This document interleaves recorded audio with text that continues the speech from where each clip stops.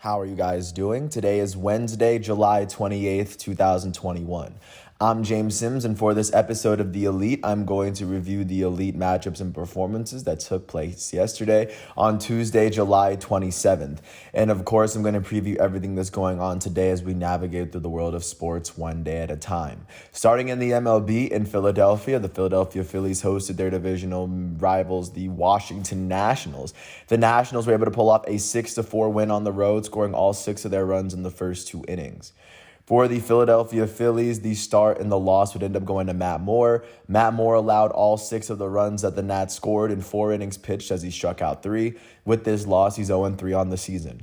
In the Phillies batting lineup, their elite right fielder, former National League MVP Bryce Harper, would go 3 for 5 with 2 RBIs and a run. He hit his 16th home run of the season. Their first baseman, Rhys Hoskins, would go 2 for 2 with a run. And then their center fielder, Odubel Herrera, would end up going 2 for 3 with an RBI. For the Washington Nationals, the start would go to Erick Fedde. He allowed 4 earned runs in 4.2 innings pitched as he struck out 4. The win would end up going to the Nats' second relief pitcher on the day, Wander Suero. Suero allowed no earned runs in 1.2 innings pitched. With this win, he's 2-2 on the season, and the save would end up going to the Nats closer, Brad Hand. Hand allowed no earned runs in 1 inning pitch as he struck out a batter. That'll be his 21st save of the season. And in the Nats batting lineup, their elite right fielder Juan Soto would go 2 for 4 with 3 RBIs and 2 runs as the one-time All-Star hit his 18th home run of the season. And then their left fielder Josh Harrison would go 2 for 4. With this win, the Washington Nationals are now 46-54. That is the 4th best record in the National League East. They've won 4 of their last 10 games as they now trail the New York Mets by 7.5 games in the division. With this loss, the Philadelphia Phillies are now 50-50. That is the 2nd best record in the National League East.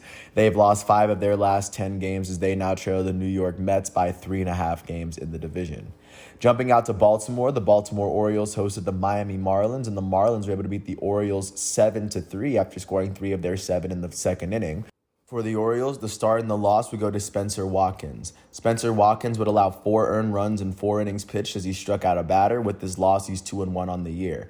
In their batting lineup, their center fielder, Cedric Mullins, would end up going 2 for 4 with an RBI and a run as he hit his 17th home run of the year. And the only other player in their lineup with more than 1 hit was their designated hitter, Trey Mancini.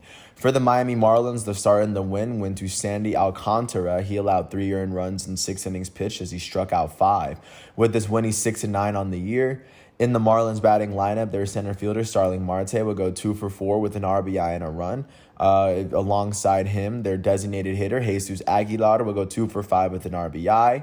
Their first baseman, Lewin Diaz, would end up going 2 for 5 with an RBI and 2 runs as he hit his 3rd home run of the season. Their third baseman, Brett Anderson, would end up going 3 for 4 with an RBI and a run. Brian Anderson went 3 for 4 with an RBI and a run as he hit his 5th home run of the year. Their second baseman, Isan Diaz, would end up going 2 for 5 with a run. Their catcher, Sandy Leon, would go 2 for 5 with 3 RBIs and 2 runs as he hit his 3rd home run of the year. And then their left fielder, Manuel Sierra, would end up going 2 for 4 on the day. With this win, the Miami Marlins are now 44-57. That is the worst record in the National League East, and that is the 4th worst record in the National League. They've won their last 3 games, and they've won 4 of their last 10, as they now trail the New York Mets by 10 games in the division. With this loss, the Baltimore Orioles are now 34-65. That is the worst record in the American League East and the worst record in the American League as they've lost 4 of their last 10. They now trail the Boston Red Sox by 27 games in the division to give a sense of where they are. Jumping out to Pittsburgh, the Pittsburgh Pirates hosted the NL Central leading Milwaukee Brewers. In this matchup, the Brewers would shut the Pirates out 9-0, and the Brewers would score 8 of their 9 runs in the first 2 innings. For the Pittsburgh Pirates, the start and the loss went to Luis Oviedo. Oviedo allowed 8 runs in 1 inning pitched as he struck out 2. With this loss, he's 1-2 on the season. In their batting lineup, their left fielder, Ben Gamel, will go 2 for 4, and then their catcher, Jacob Stallings, would end up going 2 for 3. For the Milwaukee Brewers, the start and the win went to their starting pitcher, Brett Anderson. He allowed no earned runs and only 3 hits in 6 innings pitched as he struck out 3. With this win, he's 3-5 as a starting pitcher on the year.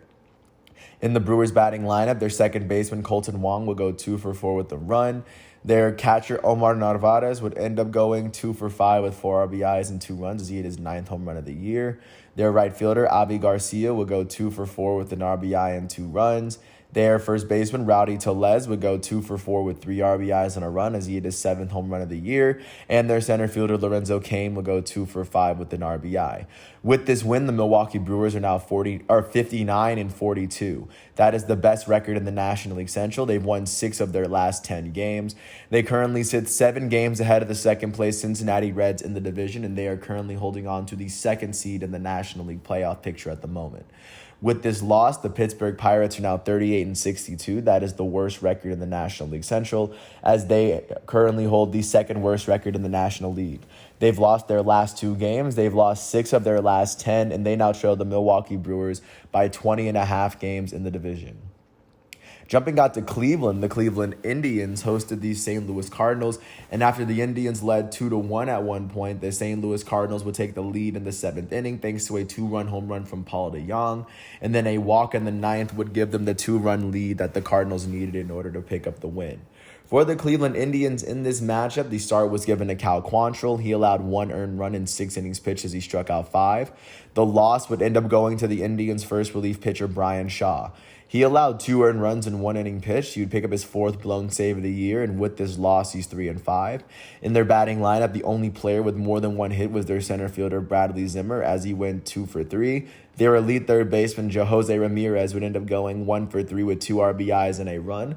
With this win, Jose Ramirez now has 21 home runs on the year. For the St. Louis Cardinals, the start and the win went to Adam Wainwright. He allowed 2 earned runs in 7 innings pitched as he struck out 8. With this win, he's 8-6 on the season, and the save will go to Alex Reyes as he allowed no earned runs in 1 inning pitched. He picked up his 24th save of the season, and in the Cardinals batting lineup, their center fielder Harrison Bader was the only player with more than 1 hit. He went 3 for 4 with an RBI and 2 runs as he hit his 9th home run of the season. With this win, the St. Louis Cardinals are now 51-50. That is the 3rd best record in the National League Central. They've won their last 2 games, and they've won 7 of their last 10. They currently trailed the Milwaukee Brewers by 8 games in the division. With this loss, the Cleveland Indians are now 49-49. That is the 2nd best record in the American League Central. They've lost 6 of their last 10 games as they currently trail the Chicago White Sox by 9.5 games in the division. And right now, alongside the Los Angeles Angels, they currently trail the Oakland Athletics for the 2nd wildcard spot by 5 games. Jumping out to New York, the New York Mets hosted the Atlanta Braves, and the Braves were able to pull up a 12-5 win after scoring 10 of their 12 runs in the first 4 innings, and then they scored 2 runs 2 innings later. For the New York Mets in this matchup, the start and the loss was given to Jared Eichhoff. Eichhoff would allow 10 earned runs in 3.1 innings pitched as he struck out 4. With this loss, Eichhoff is 0-2 on the year. In the Mets batting lineup, their second baseman, Jeff McNeil, will go 2 for 5 with 2 RBIs and a run as he hit his 5th home run of the season. Their elite first baseman, Pete Alonso, will go 2 for 5 with an RBI. Their right fielder, Michael Conforto, would go 2 for 4. And then their pinch-hitting left fielder, Brandon Drury, would end up going 3 for 3 with 2 RBIs and 2 runs. Drury would hit his 3rd home run of the season for New York.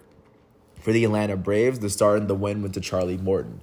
He allowed 3 earned runs in 5 innings pitched as he struck out 5. With this win, Charlie Morton is 10-3 on the year. In the Braves batting lineup, their third baseman, Austin Riley, would go 2 for 5 with 6 RBIs and 2 runs, as Austin Riley would hit his 18th and 19th home runs of the season yesterday. Their shortstop, Dansby Swanson, would go 2 for 4 with 2 RBIs and a run. Their left fielder, Abraham Almonte, would go 2 for 5 with 2 RBIs and a run for himself, as Almonte hit his 4th home run of the season. And their elite second baseman, Ozzie Albies, would end up going 1 for 4 with 2 RBIs and 2 runs. Albies would hit his 17th home run of the year. With this win, the Atlanta Braves are now 50-51. That is the 3rd best record in the National League East. They've won 5 of their last 10 games as they currently trail the New York Mets by 4 games in the division. With this loss, the New York Mets are now 53-46. That is still the best record in the National League East.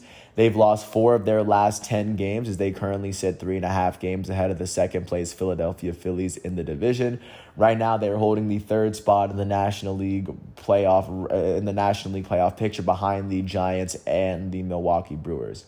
Jumping out to Tampa Bay, the reigning American League champs host the New York Yankees. And in this matchup, the Yankees would beat the Rays 4-3 as the first 4 innings of this game were completely scoreless.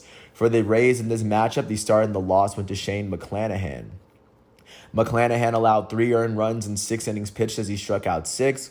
With this loss, Shane McClanahan is 4-4 on the year.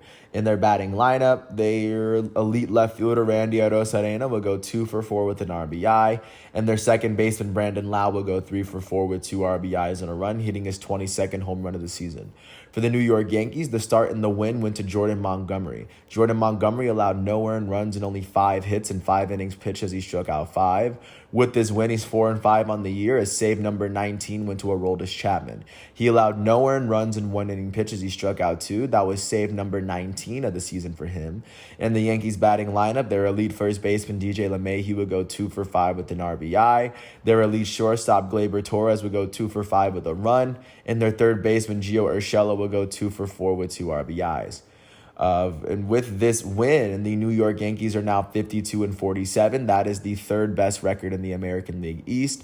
They've won 6 of their last 10 games as they currently trail the Boston Red Sox by 9 games in the division. And at the moment, they are currently sitting 2.5 games behind the Oakland Athletics for the second American League wildcard spot. With this loss, the Tampa Bay Rays are now 60-41. That is currently the second best record in the American League East. They have currently lost their last 2 games, and they've lost 4 of their last 10. They currently trail the Boston Red Sox by 2 games in the division as they hold on to the top American League wildcard spot, sitting 4.5 games ahead of the second place Oakland Athletics in that race. Jumping out to Chicago and Wrigley, the Chicago Cubs hosted the Cincinnati Reds. The Reds would beat the Cubs 7-4 as 4 of their 7 runs came in the first 3 innings. For the Chicago Cubs in this matchup, the start and the loss went to Adbert Alzolay. Alzolay would allow 4 earned runs in 5 innings pitched as he struck out 4. With this loss, he's 4-11 on the season. In their batting lineup, their center fielder, Rafael Ortega, would end up going 2-for-3 with a run on the day. He was the only player on the Cubs with more than 1 hit on the day, and also their elite third baseman Kris Bryant would go 1-for-3 with an RBI and a run. Kris Bryant would hit home run number 18 of the season. For the Cincinnati Reds, the start and the win went to Vladimir Gutierrez. Gutierrez would allow 2 earned runs in 6.1 innings pitched as he struck out 5. With this win, Gutierrez is 5-3 on the year. In the Reds batting lineup, their first baseman Joey Votto would go 2-for-4 with 2 RBIs and 2 runs as he hit his 16th and 17th home runs of the season with those 2 hits. And also their shortstop Kyle Farmer would go 3-for-4 with an RBI and a run. And also in their batting lineup, their elite third baseman Eugenio Suarez would go 1-for-4 with an RBI and a run as Suarez hit home run number 19 of the season. With this win, the Cincinnati Reds are now 52-49. That is the second best record in the National League Central. They've won 4 of their last 10 as they currently trail the Milwaukee Brewers by 7 games in the division. And they're also hanging on to the first spot outside of the National League wildcard race as they currently trail the San Diego Padres by 6 games in that regard. With this loss, the Chicago Cubs are now 50-52. That is the 4th best record in the National League Central. They've lost 6 of their last 10 games as they now trail the Milwaukee Brewers by 9.5 games in the division. Jumping out to Dallas, the Texas Rangers hosted the Arizona Diamondbacks, and in this matchup, the Rangers would beat the Diamondbacks 5-4 at home. They scored all 5 of their runs in the 4th inning.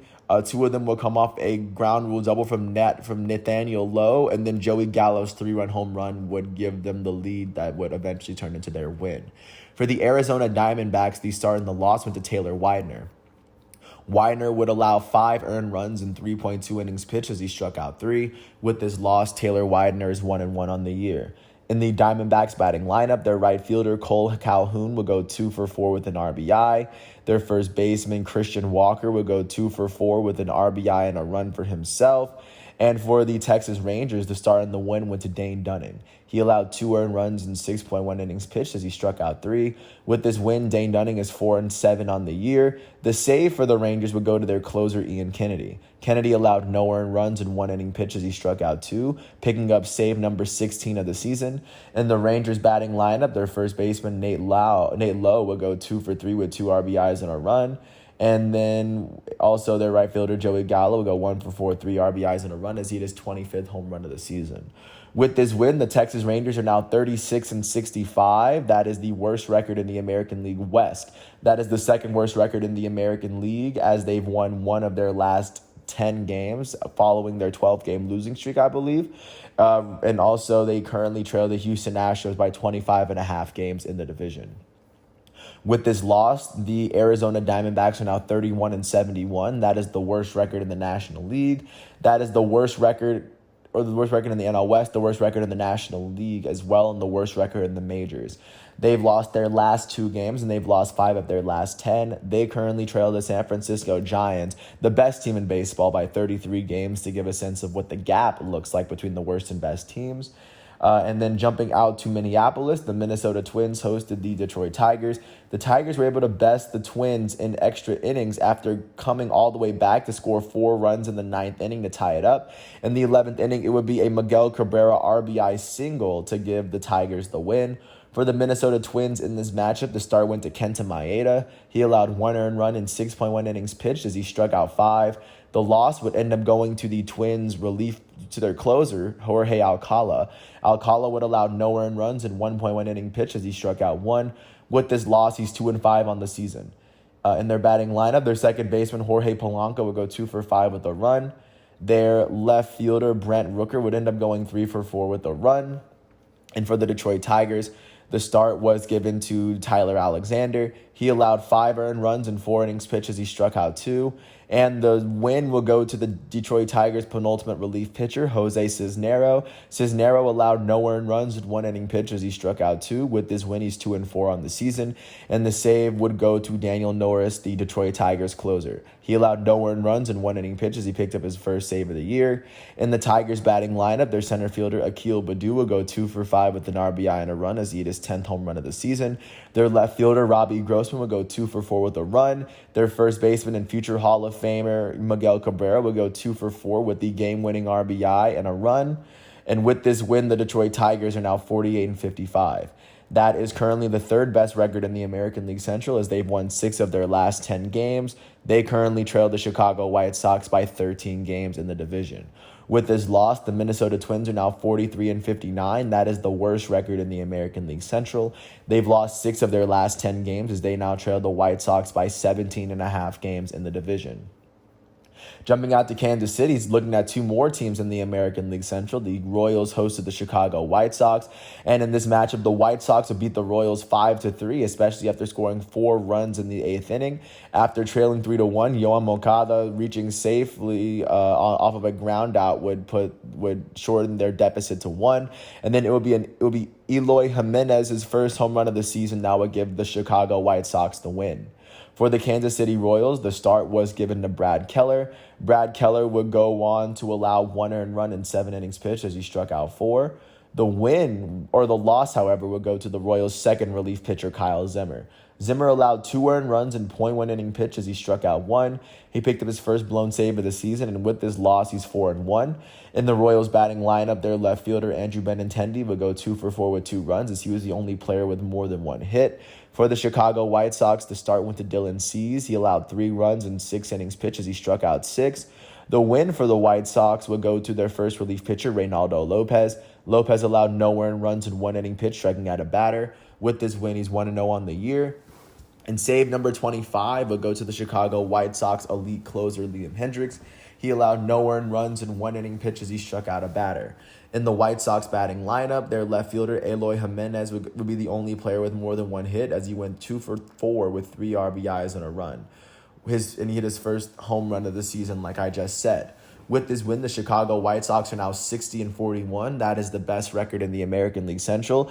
They hit 60 wins before any other team in their division hit 50. They've won 5 of their last 10 games, as they currently sit 9.5 games ahead of the second-place Cleveland Indians in the division.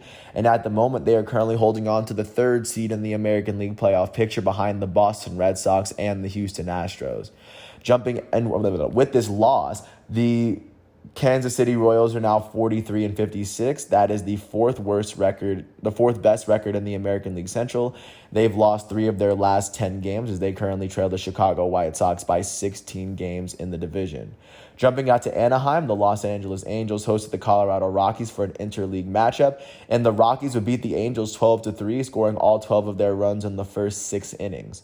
For the Los Angeles Angels, the start and the loss would end up going to Jose Suarez. Suarez allowed 8 runs in 3.1 innings pitched as he struck out 4. With this loss, he's 4-4 on the year, and in their batting lineup, their second baseman, David Fletcher, will go 3-4. Their all-star designated hitter, Shohei Ohtani, will go 1-4 with 2 RBIs and a run as he hit his 36th home run of the season. And their right fielder, Juan Lagares, will go 2-4 with 2 runs. For the Colorado Rockies, the start and the win went to Austin Gomber as he allowed 2 earned runs in 6 innings pitched as he struck out 7. With this win, Austin Gomber is now 8-5 on the season. Their left fielder, Raimel Tapia, will go 2-5 with an RBI and a run. Their second baseman, Brendan Rodgers, would end up going 2-5 with an RBI and 3 runs as he hit his 7th home run of the season. And then their pinch hitting designated hitter, Sam Hilliard, will go 3-3 with 3 RBIs and 2 runs as he hit his 4th home run of the season. Their catcher, Elias Diaz, would go 2-5 with an RBI and a run. And additionally, their first baseman, Connor Joe, would end up going 3-5 with 3 RBIs. With this win, the Colorado Rockies are now 44 and 57. That is the 4th best record in the National League West. They've won 4 of their last 10 games, and they currently trail the San Francisco Giants by 19.5 games in the division. With this loss, the Los Angeles Angels are now 50 and 50. That is the 4th best record in the American League West as they've lost 5 of their last 10 games. They currently trail the Houston Astros by 11 games in the division, and at the moment, alongside the Cleveland Indians, they trail the Oakland Athletics for the 2nd American League wildcard spot by 5 games. Jumping out to San Francisco, the San Francisco Giants, the holders of the best record in baseball, hosted the reigning World Series champs, the LA Dodgers. They would pull off a 2-1 win after Darren Ruff's ground out would put the Giants ahead in the bottom of the 8th. For the Los Angeles Dodgers in this matchup, the start was given to Julio Urias. Urias would go on to allow 1 earned run in 5.2 innings pitched as he struck out 5. The loss for the Dodgers would go to their closer, Blake Treinen. Treinen allowed 1 run in 1.1 innings pitched as he struck out 1. With this loss, he's 2-5 on the season. Nobody in the Dodgers batting lineup would finish with more than 1 hit, and a lot of that can be attributed to San Francisco's amazing pitching. The only run of the day would go to the Dodgers' elite first baseman and former National League MVP Cody Bellinger. For the San Francisco Giants, the start was given to Logan Webb. Webb would allow 1 earned run in 6 innings pitched as he struck out 5. The win went to San Francisco's second relief pitcher, Tyler Rogers, the submarine pitcher, as he allowed no earned runs and 2 hits in 1 inning pitched as he struck out 1. With this win, he's 2-1 on the season. And then for the Giants, save number 21 would go to their closer, Jake McGee. He allowed no earned runs in 1 inning pitched, and in the Giants batting lineup, their center fielder, Austin Slater, would end up with 2 hits on the day. He went 2-for-3 with a run. And then their future Hall of Fame catcher, Buster Posey, would go 2-for-3 with an RBI and a run. With this win, the San Francisco Giants are now 63 and 37. That is the best record in the National League West. They've won their last 2 games, and they've won 5 of their last 10. They currently are sitting 3 games ahead of the second-place Los Angeles Dodgers in the division as they are holding on to the number 1 seed in the National League, sitting right ahead of the Milwaukee Brewers. With this loss, the Los Angeles Dodgers are now 61 and 41. That is the second-best record in the National League, and that is also the second-best record in the This is the second-best record in the National League West, and that is also the second-best record in the National League at the moment. They have lost 6 of their last 10 games as they currently trail the San Francisco Giants by 3 games in the division. At the moment, they are holding on to the top National League wildcard spot as they sit 2.5 games ahead of the second-place San Diego Padres.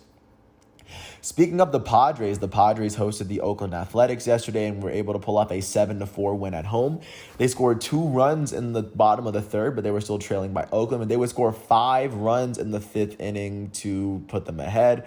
Jake Cronenworth's 2-run single would put them up by 1, and then it'll be a Manny Machado 3-run home run to give the Padres the lead that the Athletics could not make up. For the Oakland Athletics in this matchup, the start and the loss went to James Kaprielian. He allowed 6 earned runs in 4.1 innings pitched, as he would strike out 6 on the day. With this loss, Kaprielian is 5-4 on the year. In the A's batting lineup, their center fielder Ramon Laureano would go 3-for-4 with a run. Their second baseman Jed Lowry would go 2-for-4 with an RBI. And their catcher Sean Murphy would go 2-for-4 with 2 RBIs and a run. Sean Murphy would hit his 13th home run of the season for Oakland. For the San Diego Padres, the start went to Chris Paddack as he allowed 3 earned runs in 6 innings pitched as he struck out 6. With this win, Chris Paddack is 7-6 on the season, a save number 31. I believe the league leader, holding on to the league lead, went to the save will go to Mark Melancon. Melancon allowed no earned runs in 1 inning pitch as he struck out a batter. And in the San Diego Padres batting lineup, their left fielder Adam Frazier would end up going 2-for-5 with 2 runs, their newest left fielder. Their elite shortstop, Fernando Tatis Jr., would go 2-for-3 with 2 RBIs and 2 runs. Tatis would hit his 19th double of the season and his 31st home run of the season. Their elite third baseman, Manny Machado, would go 2-for-4 with 3 RBIs and a run as he hit his 18th home run of the season. And then their second baseman, Jake Cronenworth, would go 2-for-4 with 2 RBIs and a run. Last but not least, their catcher, Victor Caratini, would end up going 2-for-4 with a run. With this win, the San Diego Padres are now 59-44. That is the 3rd best record in the National League West.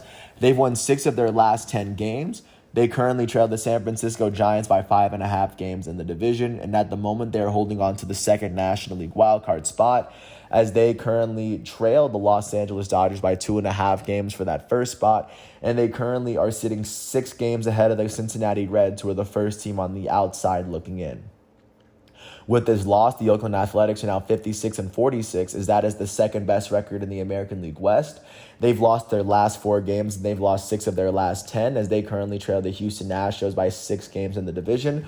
Right now, they are holding on to the 2nd wildcard spot in the American League, as they sit 4.5 games behind the first-place Tampa Bay Rays, and they currently sit 1 game ahead of the Seattle Mariners, who are the first team on the outside looking in.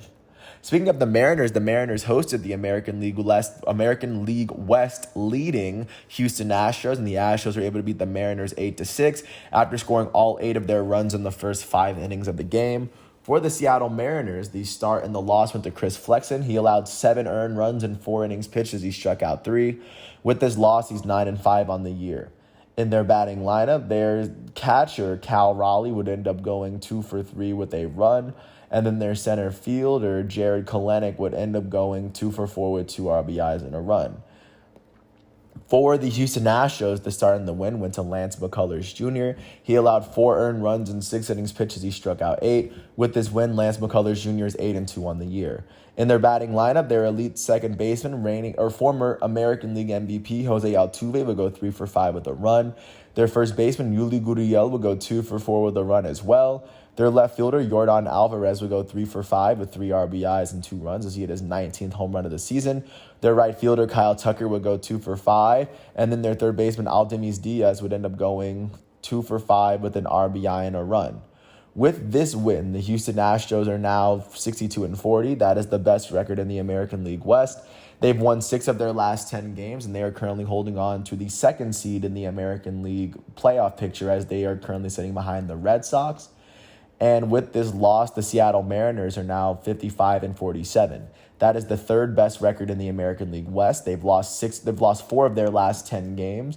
They currently sit 7 games behind the Houston Astros in the division, and they are currently trailing the Oakland Athletics for the 2nd American League wildcard spot by 1 game, as the Seattle Mariners are the first team on the outside looking in. That is what the MLB looks like as we are heading into today's matchups and looking at what's going on today for Wednesday, starting at 1:10. J.A. Happ and the Minnesota Twins are going to host Willie Peralta and the Detroit Tigers. Willie Peralta comes into this matchup with a 3-2 record and a 2.56 ERA. At the same time, Zach Plesac and the Cleveland Indians are going to host Kwang Hyun Kim and the St. Louis Cardinals. Kwang Hyun Kim comes into this matchup with a 6-5 record and a 2.88 ERA. At 2:10, it'll be the first game of the doubleheader between the Red Sox and the Blue Jays. In Game 1, Garrett Richards is going to host Robbie Ray. Robbie Ray comes into this matchup for Toronto with an 8-5 record and a 3.12 ERA.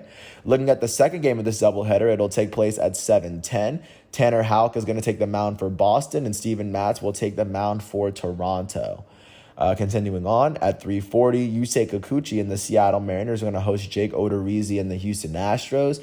Yusei Kikuchi is holding a 6-5 record alongside a 3.45 ERA at this point in the season.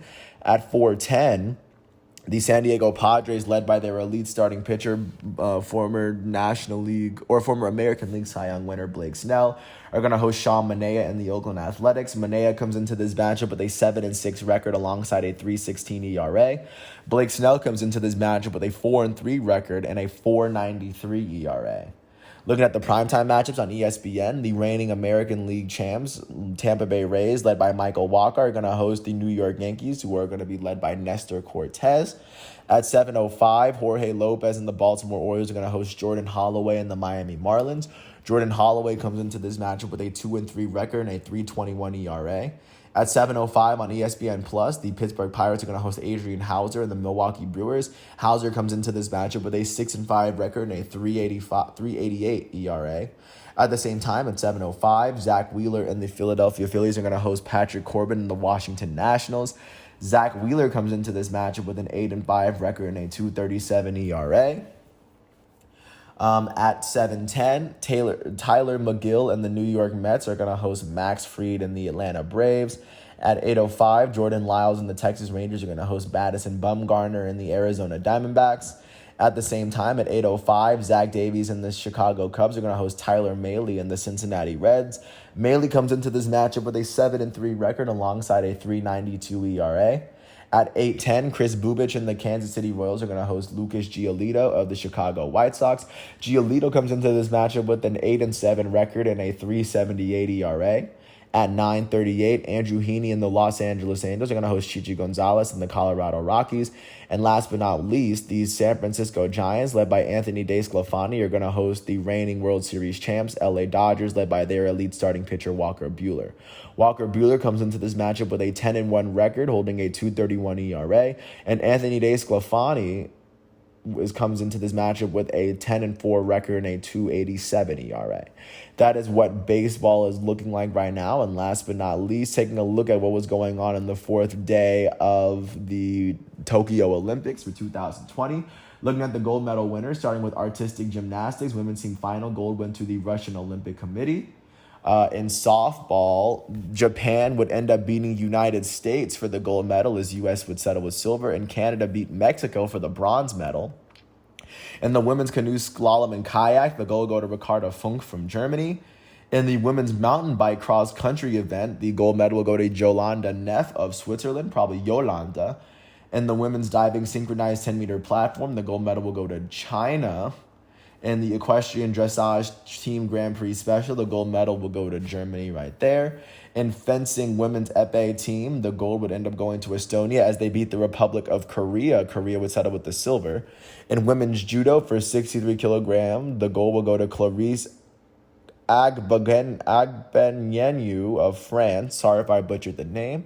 For men's judo for 81 kilogram, the gold medal will go to Takanori Nagase of Japan. For the shooting 10-meter air pistol mixed team event, the gold medal would end up going to China. For the 10-meter air rifle mixed team, the gold medal would end up going to China as well. Going into the first women's surfing event of Olympic history, the gold medal would go to Carissa Moore of the United States as she beat out Bianca Buitendog of South Africa. Buitendog would settle with the silver. In men's surfing, the gold medal will go to Italo Ferreira of Brazil as he beat Kanoa Igarashi of Japan. Kanoa Igarashi would end up taking the silver. In the swimming men's 200-meter freestyle event, the gold medal will go to Tom Dean of Great Britain. Staying in swimming, going to the 100-meter breaststroke for women's, the gold medal will go to Kaylee McCone of Australia. Jumping to the men's 100-meter backstroke, the win will go to Evgeny Rylov of the Russian Olympic Committee. For the women's 100-meter breaststroke, the gold will go to Lydia Jacoby of the United States. Going up to women's taekwondo, the 67-kilogram gold and above went to Malika Mandic of Serbia. And men's taekwondo plus 80 kilograms gold medal went to Vladislav Lauren of the Russian Olympic Committee. The gold medal for the women's triathlon will go to Flora Duffy of Bermuda. That'll be the first gold medal that Bermuda has ever won in the Olympic Games. In women's weightlifting, Group A gold for 55 kilograms would end up going to Sing Chun Ko of Chinese Taipei, and also Ma Sharon of Canada. And looking at, so that is pretty much what was going on. And also, the Russian Olympic Committee was able to beat the United States in the team gymnastics tournament. But like I said, I mentioned that earlier. But right now, that is what the world of sports is looking like today. And even looking at the CONCACAF Gold Cup, those games don't start until tomorrow, so I won't cover that until then. But with that said, I want to thank the MLB, ESPN, Bleacher Report, gymnastics, and FIFA websites for giving me the facts and figures that I need to do this episode. And I want to thank everyone for listening to all 35 minutes of this piece. I hope all is well. And once all of today's matchups and events are done, I will come back tomorrow, Thursday, July 29th, for another episode of The Elite. And until then, I want to thank everyone for listening to my piece. I hope all is well, and I'll catch you tomorrow with another one. Peace out, and I'll catch you tomorrow.